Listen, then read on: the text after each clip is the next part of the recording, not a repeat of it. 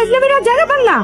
তুমি আবার গিফট কেন আনতে গেলে? সবাই কত কত গিফট এসছে না, তার মধ্যে তোমার তো তেমনি একটু সমস্যা চলছে। কি বলতেছো এগুলা? ভাই এটা কোনো কথা? আমাদের সংসারে এত টানাপোড়েন নাই যে এমন একটা গিফট আমি দিতে পারবো না। তোমাদের মতো হয়তো এত ভালো অবস্থা না, কিন্তু আমি যেভাবে আছি, আমাকে যেভাবে রেখেছে, আমি খুব সুখে আছি। না না, বিষয়টা হয়েছে কি, সুমন্ত টিউশনি করে সংসার চালায়, তাই ও বলছে। কি ব্যাপার, বসে আছো কেন? যাও ফ্রেশ হয়ে আসো। নীলা, আই এম সরি, আমি কোনোভাবেই তোমাকে সুখে রাখতে পারতেছি না। কি আবোল তাবোল বলতেছো? আমি তো সুখেই আছি। তুমি সুখে নাই। তুমি সুখে থাকলে আজকে এরকম অপমানিত হয়ে তোমার ভাইয়ের বাড়ি থেকে ফেরত আসতে হতো না। আমি কি একবার বলছি আমি ছোট হয়েছি ওখানে? তুমি তো তোমার সাধ্য মতো চেষ্টা করছো, তাই না? অভাব ক্ষণস্থায়ী, আজ আছে কাল দেখবে থাকবে না। আর আমাদের ভাগ্যে যা আছে তা তো হবে, আমরা চাইলেও তো পরিবর্তন করতে পারবো না। তোমার একটা চাকরি যখন হয়ে যাবে, দেখবার সব ঠিক হয়ে যাবে। আর তখন কিন্তু আমার অনেক কিছু লাগবে, না করতে পারবে না। সুমন, এদিকে আসো তো, এদিকে আসো। ভাই, আমার একটা চাকরির ইন্টারভিউ আছে, ওটা শেষ করে তারপরে আসবো। আরে রাখো তোমার চাকরির ইন্টারভিউ, তোমার সাথে সিরিয়াস কথা আছে, এদিকে আসো, ভিতরে ঢোকো। তুমি এটা কোনো কাজ করলা ভাই? কি করছে? তোমার কথা চিন্তা করে আমি ভালো একটা টিউশনি তোমার ধরাই দিলাম।